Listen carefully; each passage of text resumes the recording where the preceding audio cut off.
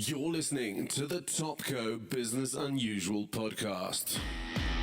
Now, the Business Unusual podcast. Learn from the greatest minds in business today.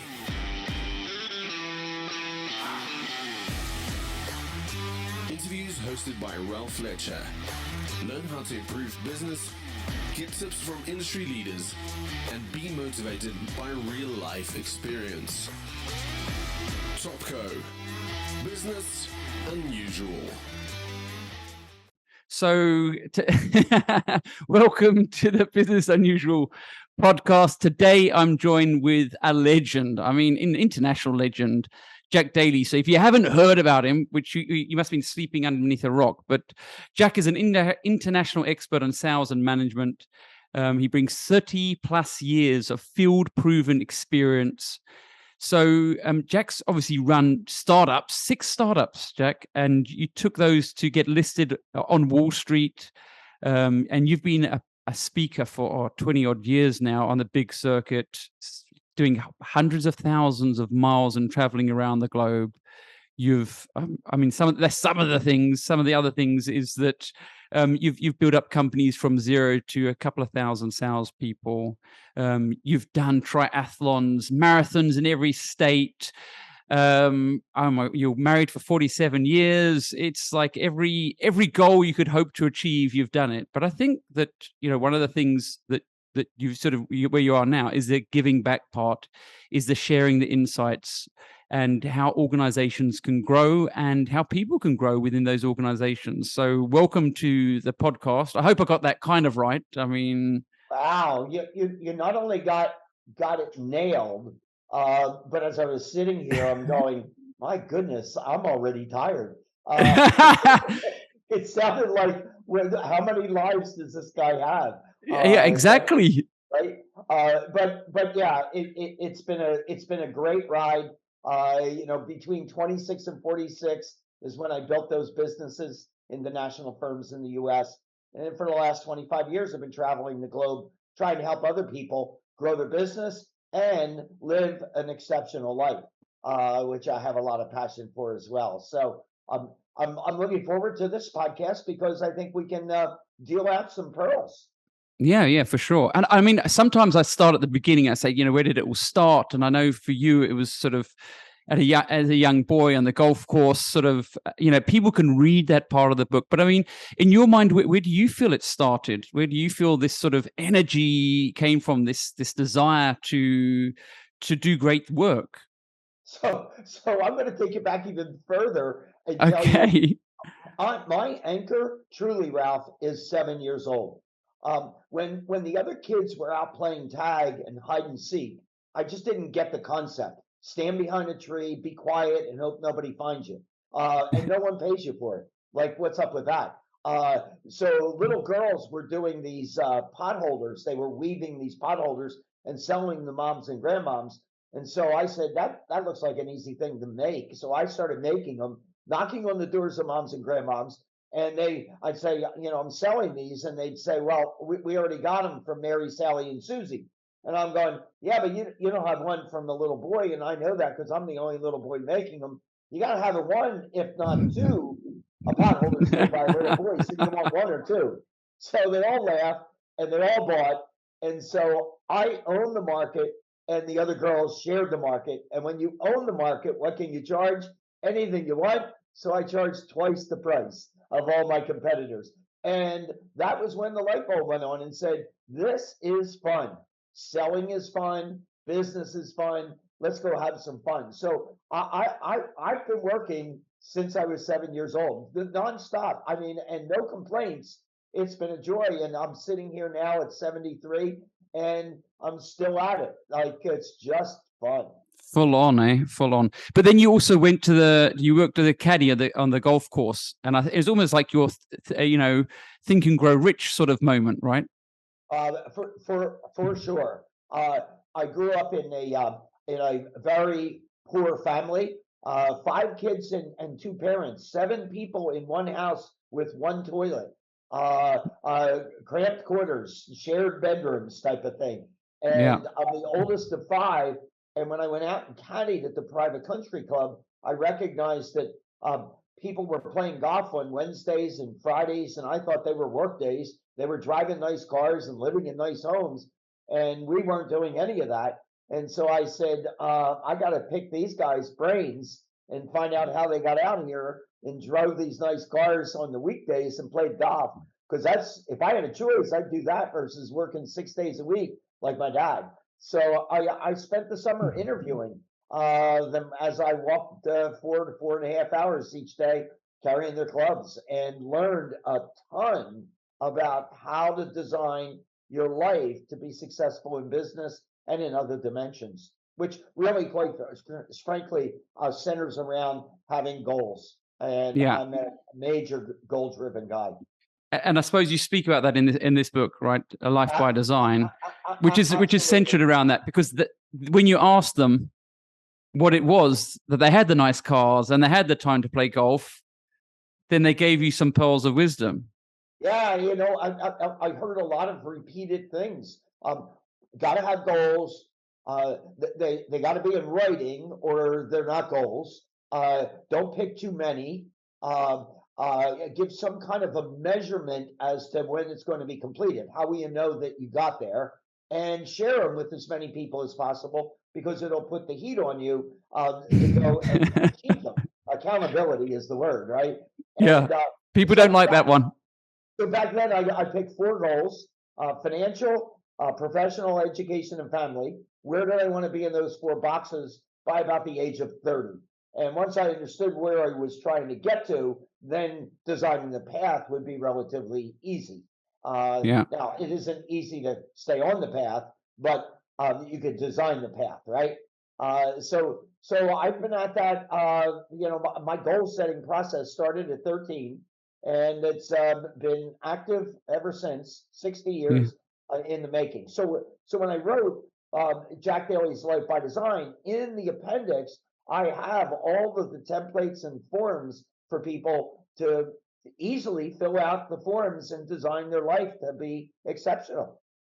It's amazing. It's so funny because 2 things sort of happened all at once. But the one is I was reading the books, and then I was looking at the insides and the people who have endorsed it, and like Jack Cranfield and you name it, like they're all there. I'm like, oh my word, how does he? And then Simon Sinek post comes up, and I think it was you and Simon, and he gave the forward for your book, and then I saw the other one. He's got the same forward for, it's not the same forward, but he's also given a forward for that book as well.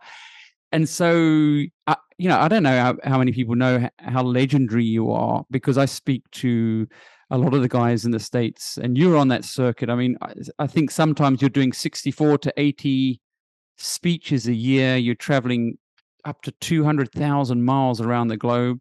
I mean, what's the biggest audience you've spoken to? 3,500 to 4,000, something like that. And you bring up Simon, which is an interesting thing, because just this past week we got together for dinner. I don't know whether I saw it on LinkedIn. I actually liked it. I saw it. That's what I thought. It says how uncanny. I'm talking to you, and there's you taking pictures, and then I see on the front cover of his forward. So yeah. So I got to share with you this funny story. Watch this, Ralph. Simon came to me quite a while ago, before he wrote Start With Why, and he said, "Hey, I think the book will be really better if you and I co-author it.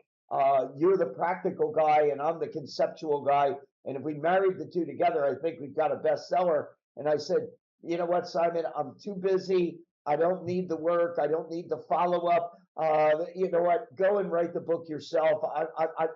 I'm sorry. I appreciate the invite." And this is before anybody knew Simon. And then he goes and writes the bestseller. And I now rank it in my top 10 mistakes made in my life. But I got another funny story I wanted to share as well. But it's so funny. I didn't know, but during lockdown, he actually spoke on one of the virtual conferences. But he's from South Africa. His family's from here. I don't know if you know that. Yeah, it's crazy, eh? South Africans, they're not bad people. But For sure. But this I have an associate of mine that I'm bringing into the business, and my intention is to ultimately hand the business over to him. And he grew up in Cape Town and spent the last 12 years in London. His name is Mornay Smith.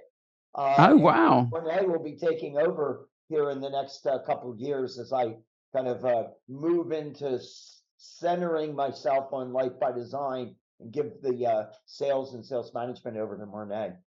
For sure. So I think, we want to talk around that life by design, and a lot of it's sort of mindset. But I mean, there is a funny story of your first paid for gig. I thought that was, it's sort of, it's so clever, I suppose. And it goes to that self-confidence, but it also goes to your values as well. And then it goes to your mentor, Jim, who I thought, what a cracking guy. Yeah. So Jim was spectacular. He was 20 some years my senior, and I had a company where we hired him to come in and do what he does, which is what I do today.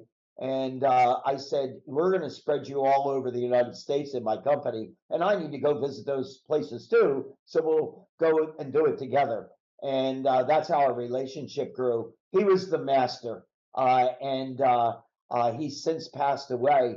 But he brought me under his wing and gave me the ability to fly high and soar.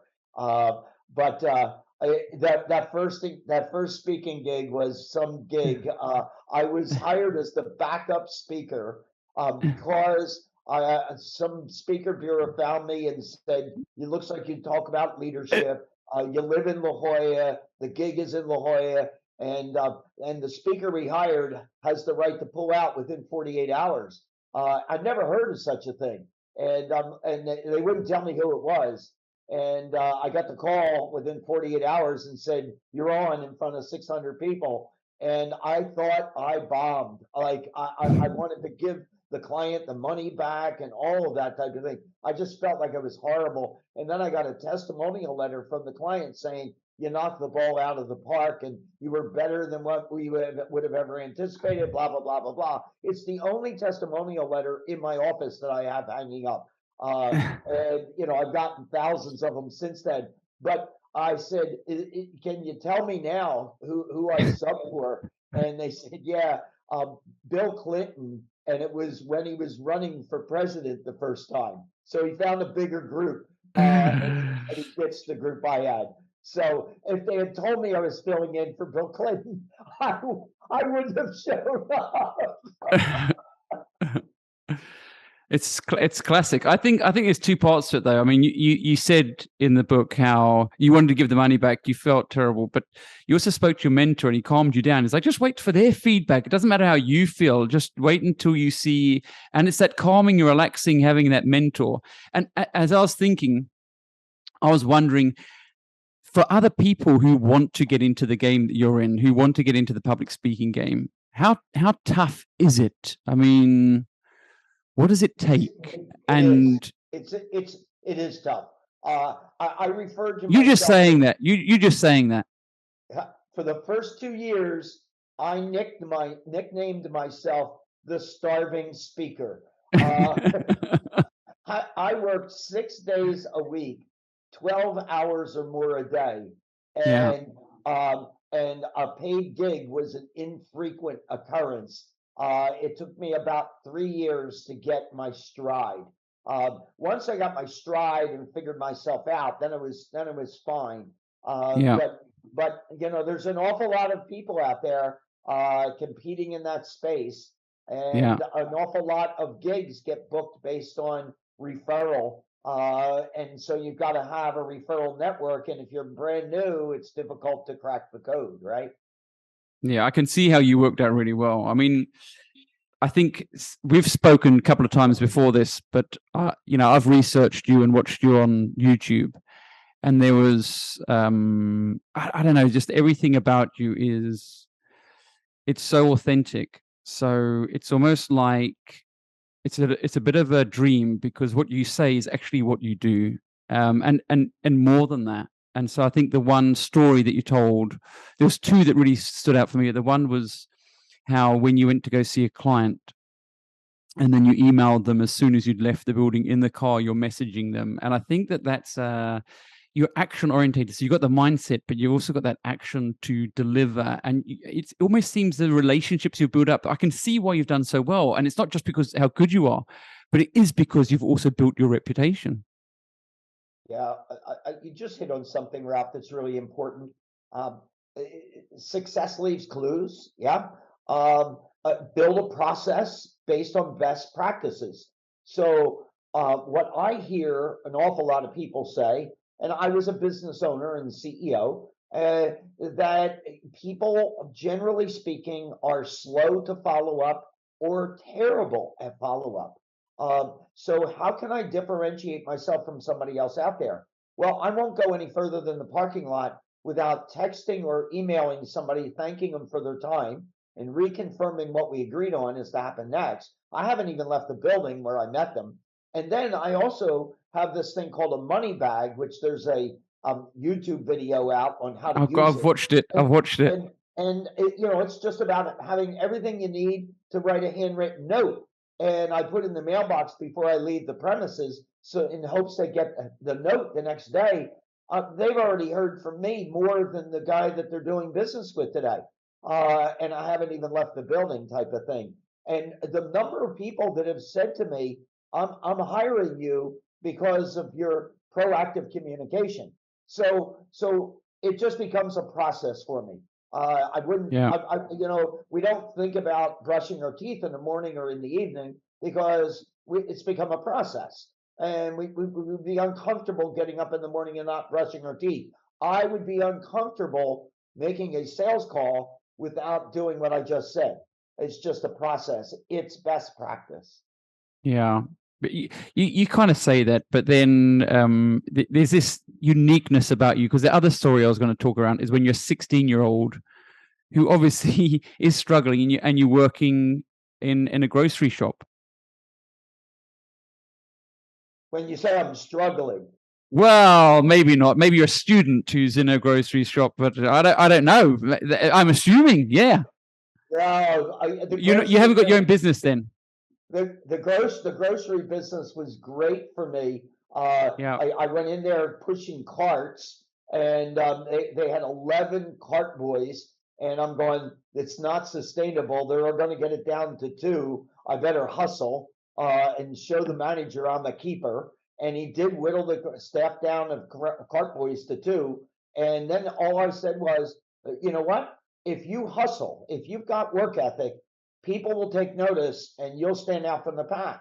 And so within 2 years in that store, I was named the assistant store manager, had hire fire responsibility over 200 people at 18 years old.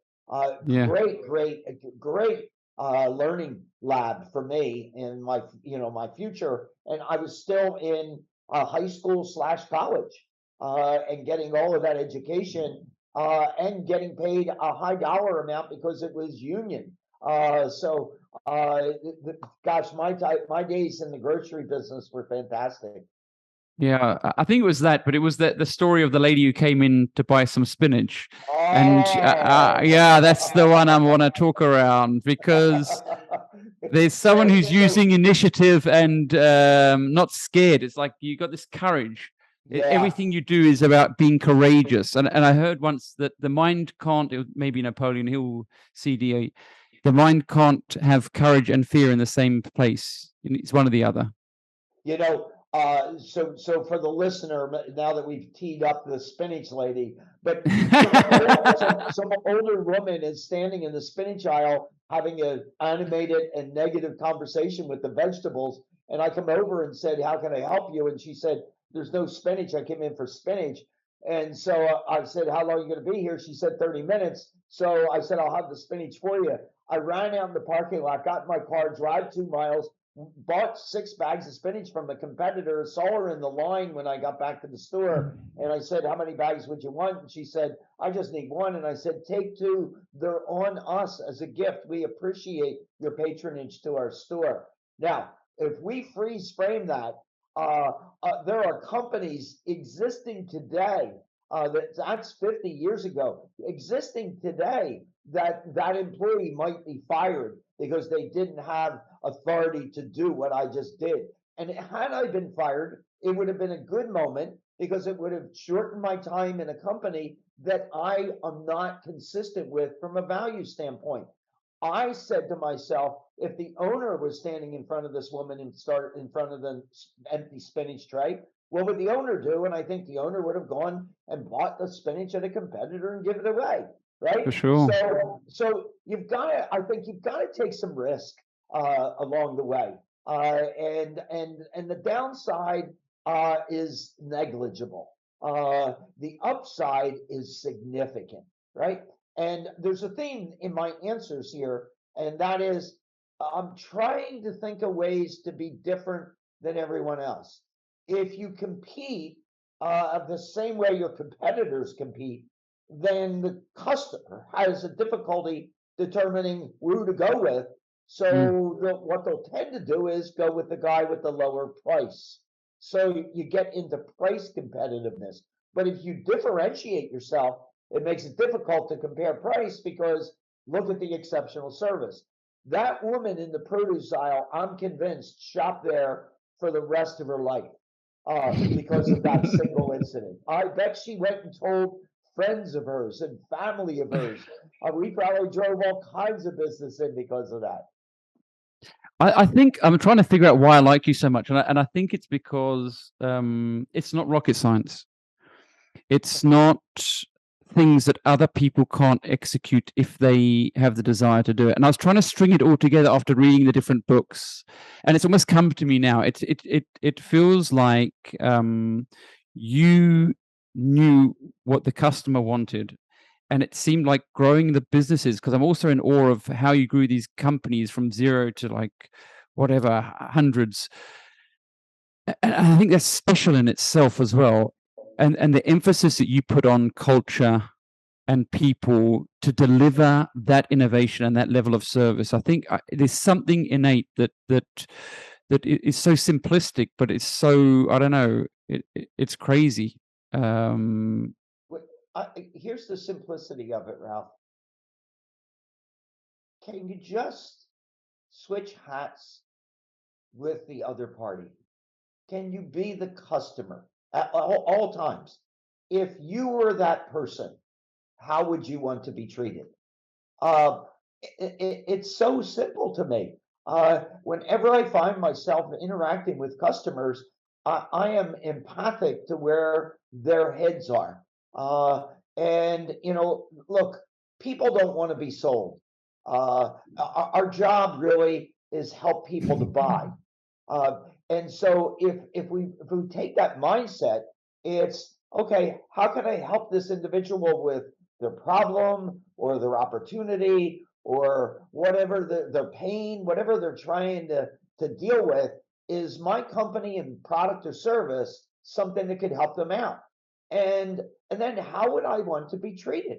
And if I can marry those two, it's game, set, match. And again, unfortunately, I don't think that's common. That's the problem, right? It's like the things you're saying are so simple. It's weird because how many people are doing it? I mean, in the book you talk around, Southwest, you talk about Virgin, you talk around Zappos. So there's not a lot of people doing it. And I was going to wonder, why is that? I mean, you've been doing the speaking, you've been sharing these insights, sharing these lessons. What's the struggling moment for these individuals or these organizations? What do you think is?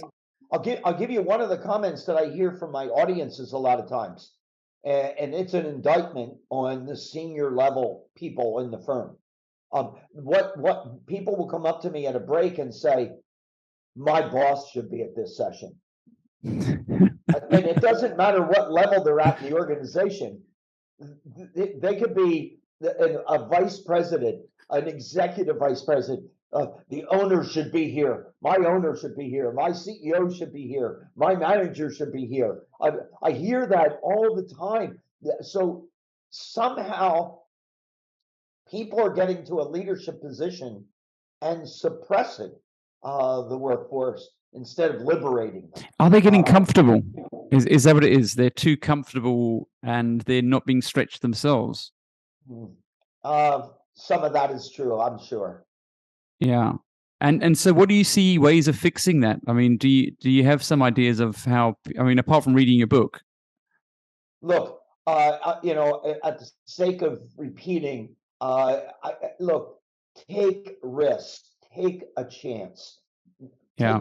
don't be crazy about it, but hey, what's the worst thing that could happen?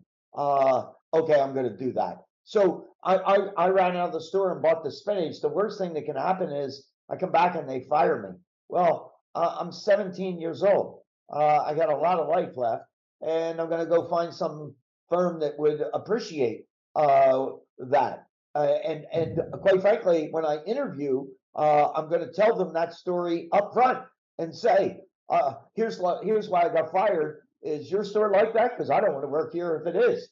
And so, look at this. Woody Allen had this incredible comment that he made, and I share it with my audiences all the time. He said, if you see an angry mob coming towards you, get in front and call it a parade. And so when ugly things are happening, find a way to turn them into an advantage for you, right? Yeah, I think it goes back to that mindset that you talked about earlier. So, I mean, you come with that optimistic, I think you call yourself an optimist by nature. Do you think it Yeah, is that growth mindset versus that fixed mindset? yeah. Well, you're referring to the book Mindset by Carol Dweck, which I Yeah. couldn't endorse strong enough for people. That's one of the best books out there. But let me tell you a story that happened just last week in Chicago. I took people through. It was about life by design. I took people through the fact that 2 months ago I got to ring the bell at the hospital and be declared cancer free. But I was fighting malignant. Congratulations. Yeah, thank you. I was fighting malignant melanoma for 2 years. The first time they cut the top of my head off about the size of the palm of my hand, and they declared me cancer free. And 8 months later, it came out of my neck. So they put me in a 54-week program in the cancer center with lots of drugs going in me and so forth. And thank God I'm cancer free. So I told that story in the presentation. Afterwards, we had tables of 8 at lunch, and somebody said to me, unrelated to that story, they just said, "Gosh, you're so disciplined about your life. Well, what Mm. happens when you get sick and you can't follow the process or you can't get your goal achieved?" And I said, "Well, quite frankly, I'm a really healthy guy. I take good care of myself. And in the 3 years that my new wife and I have been married, because I lost my first wife to cancer, I said, in the 3 years that Karen and I have been together, I haven't been sick." And this guy slams his hand on the table and he says, "Did you hear what you just said?" He said, "You said you haven't been sick in the last 3 years. You just told us an hour ago in your presentation you fought cancer for 2 years." And it dawned on me. He said, "That's evidence of an unbelievable growth mindset. You didn't think of yourself as sick." And he's right. I never thought of myself as sick. I would think of sick as being I threw up in the morning or I had diarrhea or something like that, a bellyache. I couldn't go to work one day. Uh, 2 years, I'm just dealing with cancer and doing what the doctors tell me. I didn't have any other impacts negatively on my behavior. The first year I was in the cancer program, I ran 5 marathons. I mean, I'm good, right? And this Wow. guy says that is a competitive advantage for you to suffer through that cancer program and in your mind not have it lodged as being sick.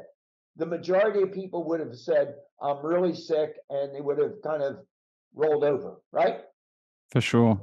So, I mean, I mean, your goals are crazy. I think life by design. What you've achieved with those marathons, with the triathlons. I mean, I want to get into it because it is crazy. I mean, what you've done, it just cannot be, Yeah. underestimated. So let's do that. So watch this. So I ran my first marathon, 42K, at 46 years old, and my goal was to go sub 4 hours. So I got cramps at mile 17, and it affected my run for the rest of the way in, and I ended up at about 4:20. So, all right, I finished, but I want to get sub 4. So I'm going to look for a close race on the calendar. So 3 months later, I find a race, and I went sub 4. And so check the box on my bucket list. I got the marathon under 4 hours. But then I thought, this is really keeping me healthy to train for a marathon each year. So I'm going to run a marathon each year. So that's what I did for 10 years. And I live in California. I ran all but one in California. And on my fourth Los Angeles Marathon, my 10th overall after 10 years, a guy ran by me and he had a shirt on the back and he said, I ran a marathon in all 50 states. So I caught back up with him and I said, tell me about this 50 state thing. And he said, there's an internet club, the 50 State Marathon Club. And I'm going, no kidding. So I went back home and I looked on the internet and joined the club and said, okay, I'm going to go after 50 states. Then I started seeing similar people out there in different states. And one of the guys says, hey, are you doing the 7 continents? And I'm going, what's that? And he goes, we're running marathons in all 7 continents. So I said, wait a second, Antarctica? He goes, yeah, Antarctica. I'm like, We got to be careful what people tell you, Jack, because you're just going to do everything. So then I do the Antarctica and the 7 continents. And by that time, I had about 80 marathons finished. And I'm going, gosh, I'm only 20 from 100. Wouldn't it be neat to do 100 and have my 100th be on the original marathon in Athens, Greece? And that's what I raced last November for my when we first spoke. Yeah. I didn't start out by saying, hey, let's run 50 states, 7 continents, 100 marathons. Like that's insane. But you can kind of get sucked in, right? But I like the beginning of that story because it probably resonates with the non-marathon runners, the people who want to do it. And that was when you were at your office and they asked you to do a 1 mile and then the very next day a 5 mile. And so it's funny how the achievement of all those races are so profound and inspiring, but actually it's so relatable, the beginning part. And that was that you went and did this 1 miler, you gassed it, you did the 5 miler, you paced a bit better, but it took you a year before you did another race. Absolutely. And it took you a year to do another race, and that was a 5 miler again. And the funny thing for me was, I was wondering, so what got this started? And it seemed that doing it for others is a bit like what you do now, where you're speaking, your books. It seems that this ability to raise funds and do things for other people seems to drive you more than the things you want to do. So it's just that you got hooked on it. Yeah, look, my wife, I met Bonnie, my first wife, at 16. She was 15. And we had 52 years together, 47 of them married. And when she got pancreatic stage 4 cancer in February of 17, in March, I got solicited by the Jimmy Valvano Foundation to raise money running a marathon in New York City for cancer. And I said to Bonnie, look, they were asking me to race, but I was hesitant to go anywhere. I just wanted to be with her. And I looked up when the race was, and it was November 5. November 5 was the exact date that I met Bonnie in my life at 16 years old. And I said, this is a sign from something. I'm supposed to run this. And she said, I agree. And by the time it got there, November 5, well, here's the sad part. She passed away on November 11th. But November 2, I've got to go to New York from California if I'm going to run the race. And I said to her, I'm not comfortable leaving because I don't know how many days you have left. And she turned to me and she said, too many people have donated.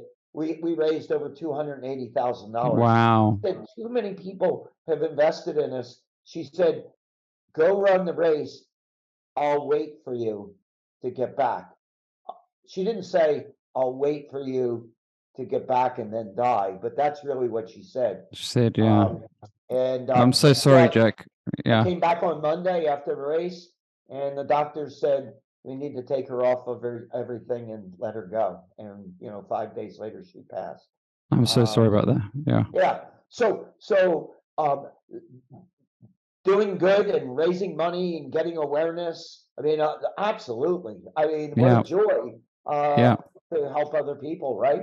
Yeah. And I think you do that with your books as well, is you're inspiring people. And I saw that so many messages and your best friends, in fact. It's funny, like they say that the 5 people you spend the most time with, but your friends have certainly benefited from being inspired.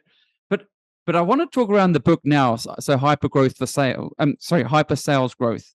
And I suppose the one part I want to touch on really is because we often think about sales, and you've had the sales thing. You're a sales leader. You've grown a company. You've grown yourself. But it seems to me this attribute it's like magic, is this culture attribute that you sort of recognize and you place a lot of value on. Yeah, so let's marry something up here. That's a great way to do this, Ralph. When I went to the grocery store business as a 17-year-old, the manager made it sort of fun. As long as you worked hard, you had a lot of liberties, and there was just a lot of fun. And so work was fun. And then I graduated with my bachelor's degree in accounting and went to work for what was called a Big 8 accounting firm, Arthur Andersen, very prestigious firm. And it was boring. I'm commuting to get there 30 miles, come home 30 miles, and in between I'm there and I'm bored, and it's like I want to go to sleep. It's not fun. It's drudgery. Is this what my life's going to be like the rest of my life? I'm now an adult and I'm successful, but it's just penal. And so I left there, and then I went to another firm, and it was worse than it was before. And I was watching people celebrating 50 years in the company and getting a watch, and I'm going, oh my God, my future's in front of me. This is terrible. I don't want to be that guy. Oh, please, what do I do? And I found this other company that was a Fortune 200 company, but they had a little startup, and they were looking for an accounting guy to go and start up this little company inside the big company. Well, the little company, they left us alone, and it got to be fun. And eventually, 7 years after, I was the CEO of that company, and it had grown into about 800 employees. And we were doing business nationwide, and we were financing 12,000 homes a year. And when I was the CEO, I said, I'm going to create a company where everybody has fun. We're going to enjoy what we do. And so we did all of this wacky, crazy stuff. At 3 o'clock in the afternoon, there was a song called Bang the Drum, The Weekend's About to Come.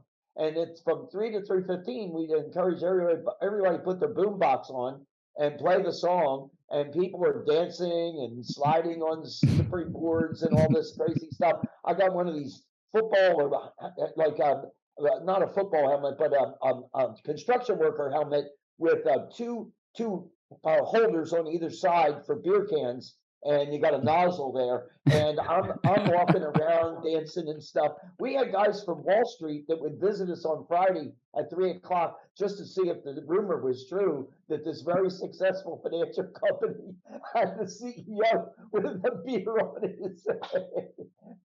The company in its first 3 years made $42 million in profit.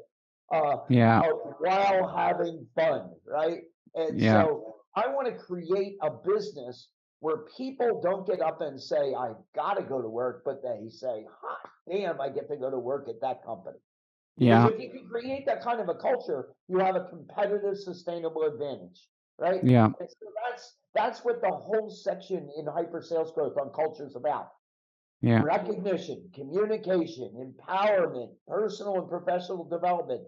How can I make employees feel like, my goodness, I want to refer other people to come work here. I want to get my family here. I want to get my friends here. Like, this is a great place to work. And so, today we've got the Great Resignation and quietly quitting and all of these things that describe people that are not into what they're doing. Well, I think that they're not into what they're doing because they're like the companies that I was working for right out of school. They're jobs. They're penal. I mean, let's lighten up.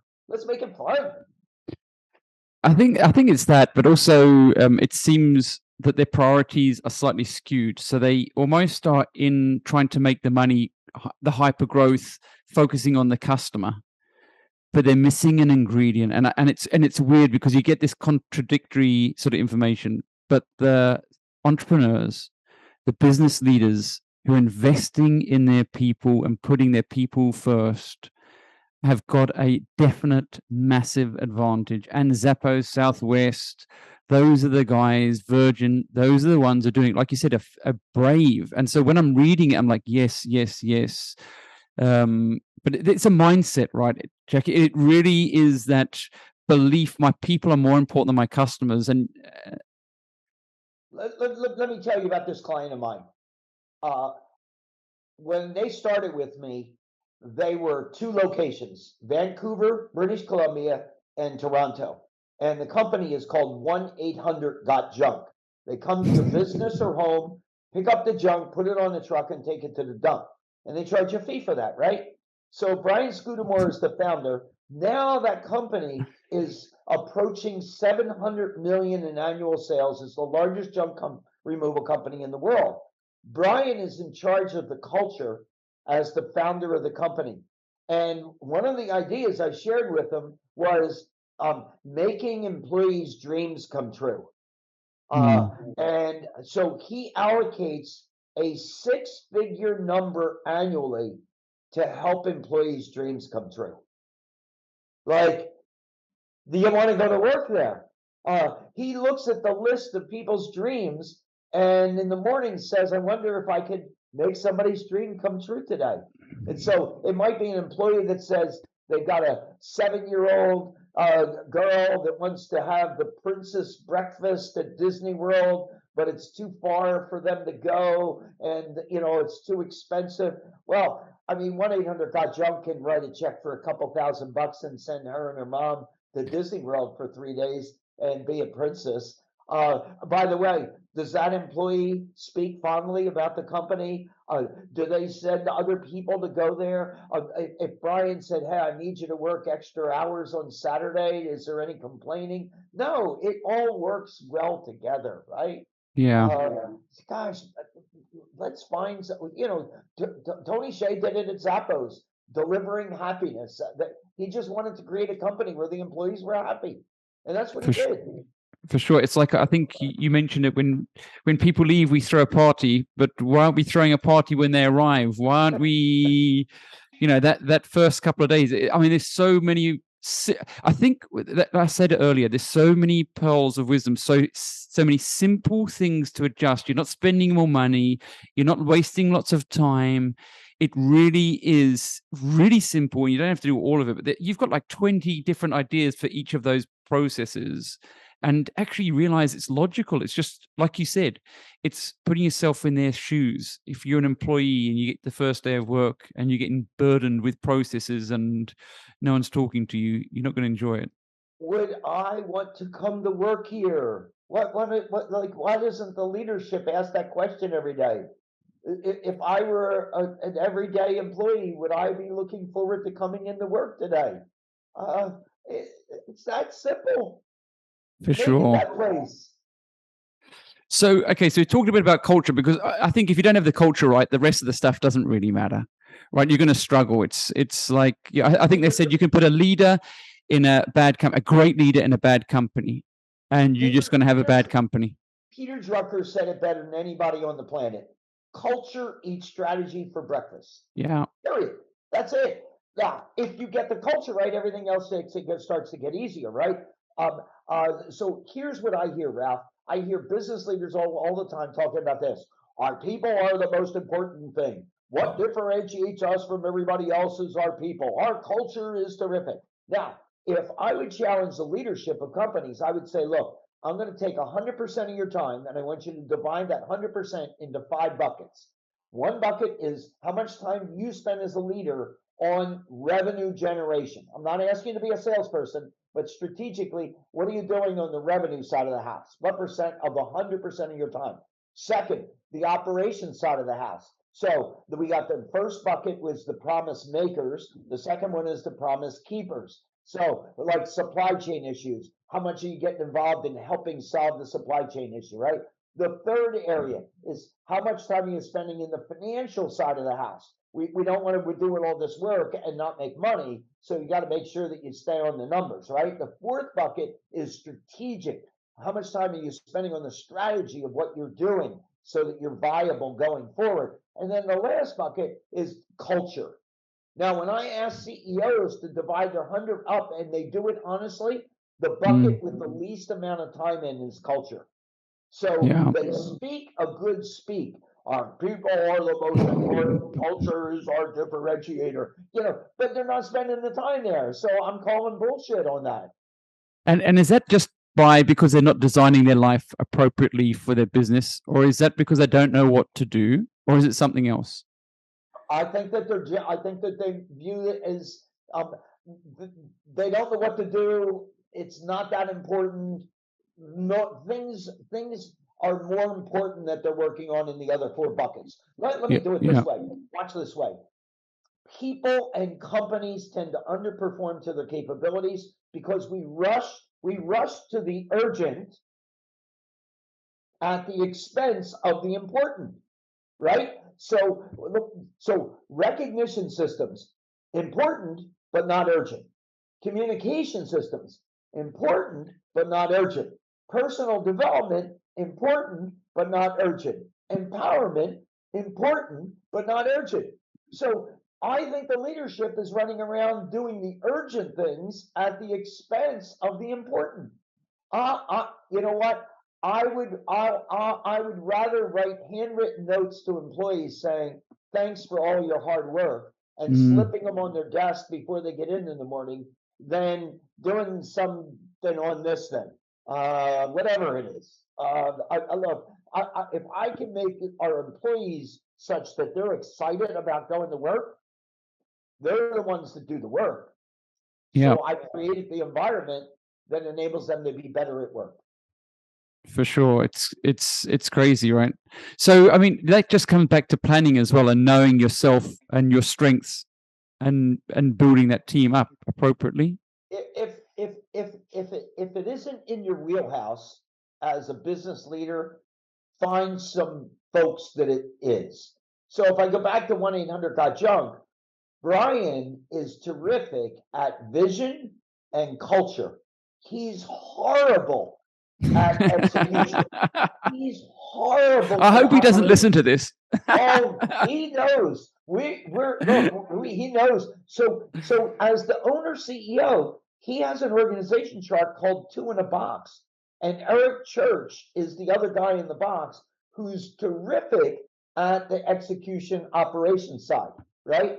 And so they work in tandem. So Brian isn't encumbered with weighed down by all of the operational things. Here's hyper sales growth. And here's a comment. Here's a comment by Brian Scudamore, the founder of 1-800-GOT-JUNK.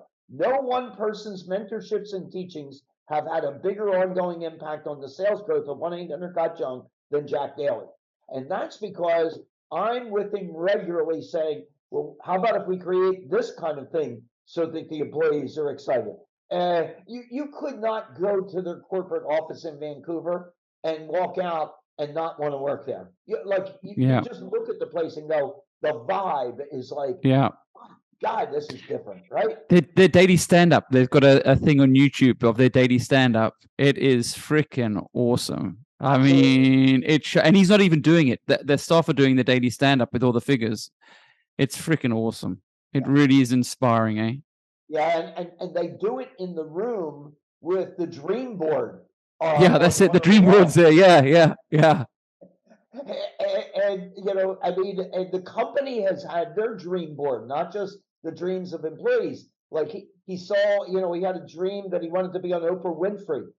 What's a junk company going to get on Oprah Winfrey? Not on Oprah Winfrey. Then he had another dream that he wanted to have the company name on a Starbucks cup of coffee. He pulled it off. Like, how do you do with these dreams? Well, put them out there in the universe and see what can get done. And it's out there, right? Yeah, for sure. I mean, it was weird because I also saw a video of Simon, and they asked him about bucket lists, and he said, yeah, he feels that bucket lists are really important, but what's also important is gratitude lists, to look back at the things you've achieved. And I mean, you have achieved some pretty phenomenal things. I mean, when we last spoke, you've done the marathons in the Wall of China.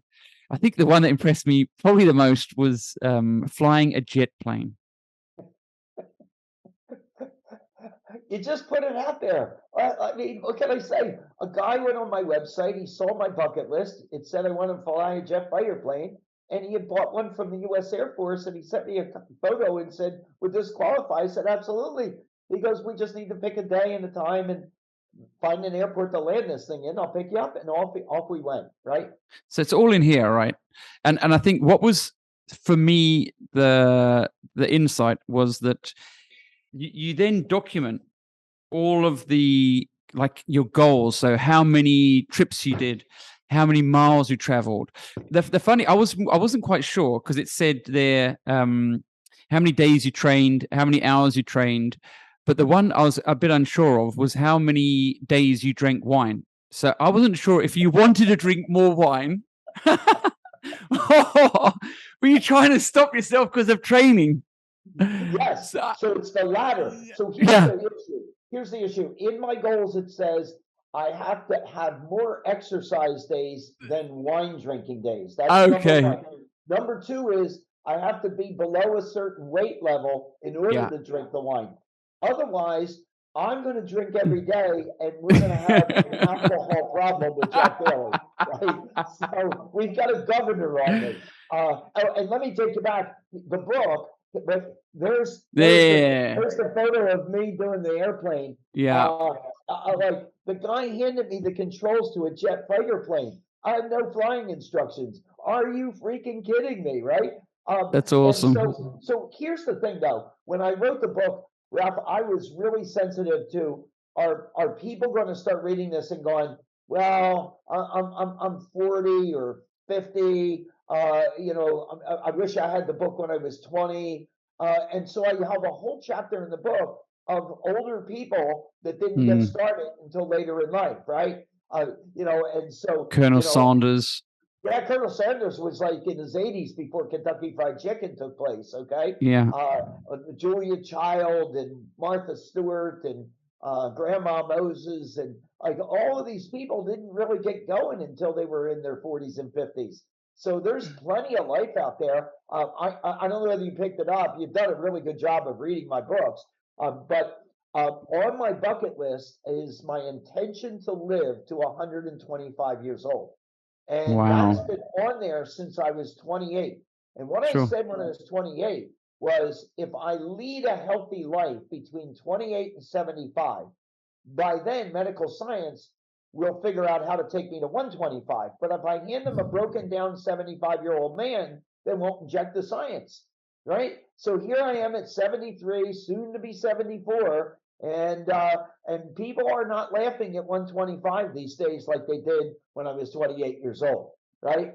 So look, if I don't make it to 125, no big, but I'm living like I'm going to live to 125, and I'm sucking the marrow out of life, as Ralph Waldo Emerson would have said.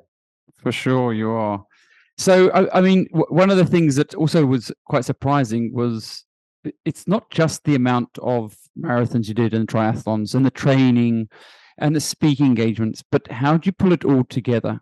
Because we've all traveled, we've all gone through time zones, we've all had intentions, we've all been fit and done races internationally. But to keep that up, I mean, did you have any sort of, and I think why it's important, because it's not ideal situation. It's not like you can form a habit. It's not like you've got the triggers. It's not like you're in the place every time. You're going to a different location, but yet you and a different time zone, and you're feeling probably not like you're getting your 8 hours. I'd imagine that's also a struggle. I know it's a goal.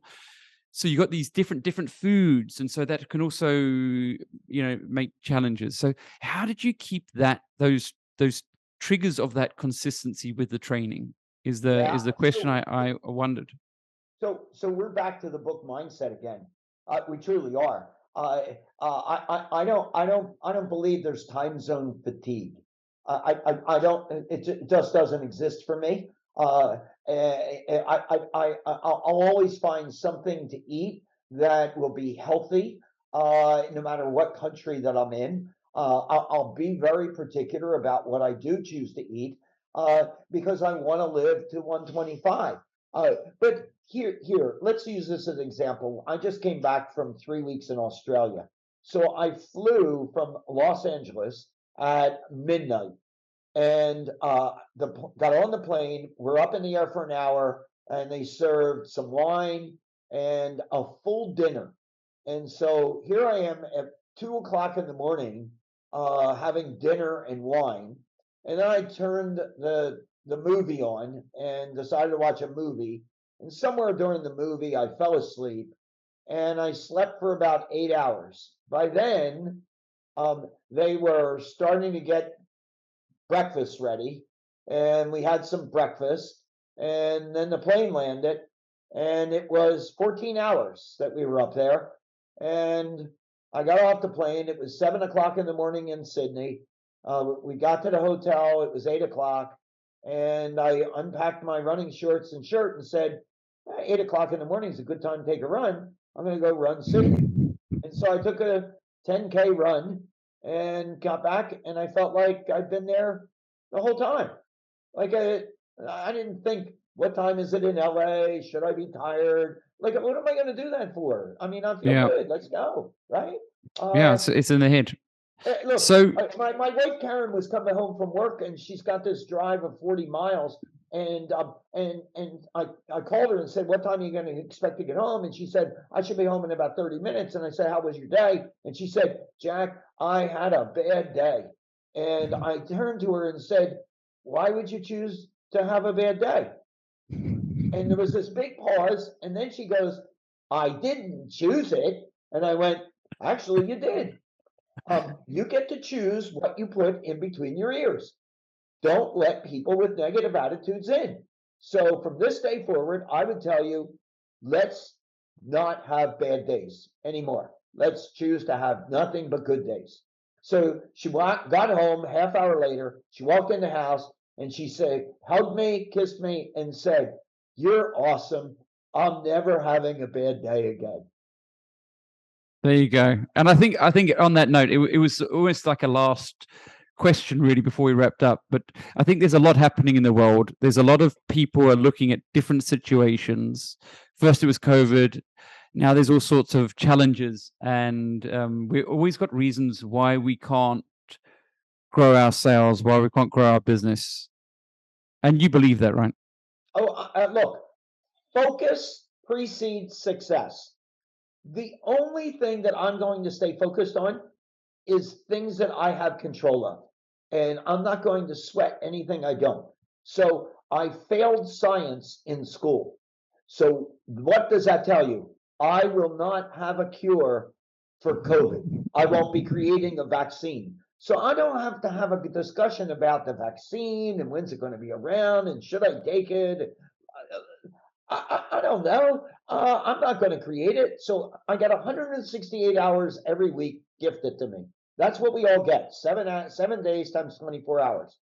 I have to be very judicious and guarded about what I do with my 168. I'm not going to waste my 168 on things I don't have control of. I'm going to focus on that which I have control of, and I'm going to move the ball down the field, and hopefully I'm going to score. And at the end of the day, I'm going to feel like I put in a good effort, and I'm going to give myself a reward and have myself a glass of wine as long as my weight is done. Good stuff. That's amazing. Well, I'm glad you've beat cancer. Congrats to that. And thanks so much for sharing the books and your time with us. It has been amazing.